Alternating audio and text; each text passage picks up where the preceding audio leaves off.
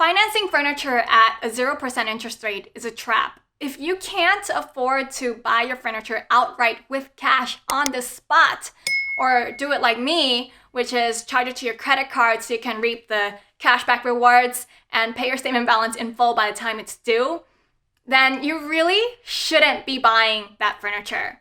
Financing makes it seem like it's a really affordable option because all of a sudden the monthly payments for the next 60 months, okay, get the 60 months is the equivalent of 5 years, seems really affordable in relationship to your income level, right?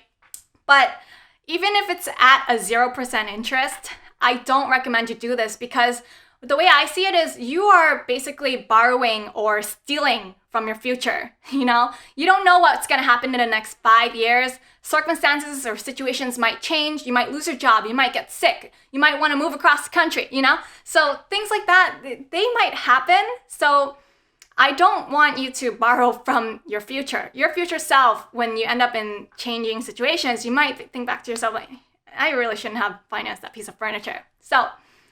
Okay, so guys, I understand that furniture, especially good quality furniture, can be very expensive, and especially like you want to create your environment. The environment really affects your mood and how you feel, right? I understand you want to furnish your home and you want everything to look nice, but there are ways to save money on furniture and furnish your home on a budget. And in the last 8 to 9 months of living in my condo here, I've learned various ways to save money on furniture. So today I want to share with you the 5 tips that I follow to save money on furniture, and I hope you enjoy. First tip, make a wish list.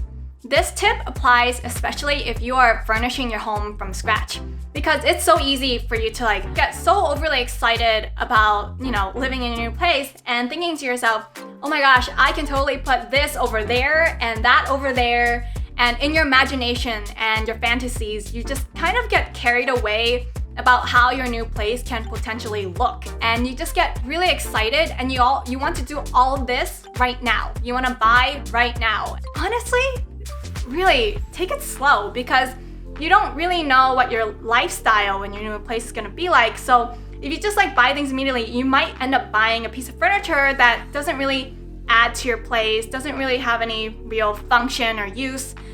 So you want something that is actually going to make sense, and the only way to know that is to live there for a while. Make a wish list and really think about it. Be very intentional about your purchase. Tip number 2, measure, measure, measure. So just because a piece of furniture looks really nice and really cute and you're just absolutely in love with it, it doesn't mean that the dimensions will work well for your space. It could be either too big, too small, too short, too tall. Furniture, I found that, I don't really have a good eye for aesthetics, but I found that furniture looks nice because of how it is in relation to other pieces of furniture. So if your bed, your mattress is this high from the ground, how high should your nightstand be? Things like that. Small details about the dimensions, they really matter. So you have to pay attention to dimensions when you're shopping around for furniture, whether it's used or new. The dimensions are really important. I bought 2 nightstands and a dresser secondhand from Facebook Marketplace. And I didn't care how they looked like because I knew I was going to paint them. And what really mattered to me was the dimensions because that's something I can't change. I can change the color, but I can't change the dimensions. So pay attention. And if you need help visually, it helps to get blue tape and just tape it in the area you plan to put the furniture so you can visually see just how that will fit into your space and how it just looks in relation to the rest of its surroundings. Tip number 3, get it secondhand. If it's not your mattress and if it's not the sofa, so for everything else, I highly recommend you do get it secondhand because it's a really great deal. Furniture, when you buy it new and you try to sell it, it depreciates really fast. So you're gonna get a really good deal. Back in my old apartment, I bought all the furniture secondhand except for the mattress. And I pretty much sold the furniture for the same price I bought it for because it was secondhand already. Another reason to buy secondhand is because I feel like it's much more interesting and unique. Nowadays, you look at pictures of home decor and furniture online, And I just feel like the look is just so cookie cutter because everyone is buying the same furniture from the same stores, from Amazon, Wayfair, AllModern, and all those different websites. So I just feel like you will get a much more interesting looking aesthetic when you shop around secondhand because there are pieces from many decades ago. So for example, my husband managed to get a great deal on Facebook Marketplace. He bought 2 side tables from this college student who inherited the side tables from his grandma, and he didn't understand the value of it. And so this side table has actually really interesting details that you wouldn't find in furniture that you would see on Amazon today. Also, if you're driving by in your neighborhood and you see, a neighbor set out a piece of old furniture that they don't want anymore on a sidewalk curb and they're trying to get rid of it, don't be afraid to check it out and, pick it up if it's still in pretty good condition. Even if something is broken, like maybe the drawer track doesn't work, that's something you can fix yourself. If there's scratches and nicks here and there, you can always fill it up with wood filler, sand it, and paint it like a nice new color to make it look brand new. And also you should check out the kind of things that people set out on their sidewalk curbs. I found this Instagram called Stooping NYC, and man, the kind of furniture that people leave out, I cannot believe. I can't believe why they wouldn't sell it and they would just leave it out for trash, It's ridiculous what we do in our society. Tip number 4 is to use Amazon's augmented reality view.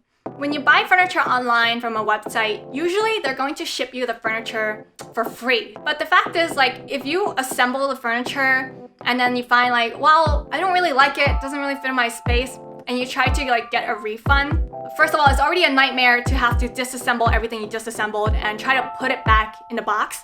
But also, when you ship it back and they give you a refund, they deduct the shipping cost. So I recommend you check out Amazon's augmented reality view because you can get a very 3D idea, a 3D rendering of what it would look like in your space. And you can move it around and check it out. And it's great because if you already see you don't like it from the picture of what it would look like in your space right now, probably not gonna like it in person, so don't waste your time. Tip number 5 is to comparison shop on several different online retail stores for furniture. Okay, so let's say you cannot find what you need secondhand because you're looking for a very specific style with the very specific dimensions. So this is something that I just found out. I didn't know about it. I wanted to buy a floor lamp, okay? And the floor lamp that I was looking at, I don't remember, but I took screenshots. So I think it was $400, but I really liked the floor lamp. And I said to myself, I don't really want to spend $400 on one floor lamp. Okay, well maybe if I just shopped online on all over the internet, I can find something that's a similar style to the one that I like. And you know what I found?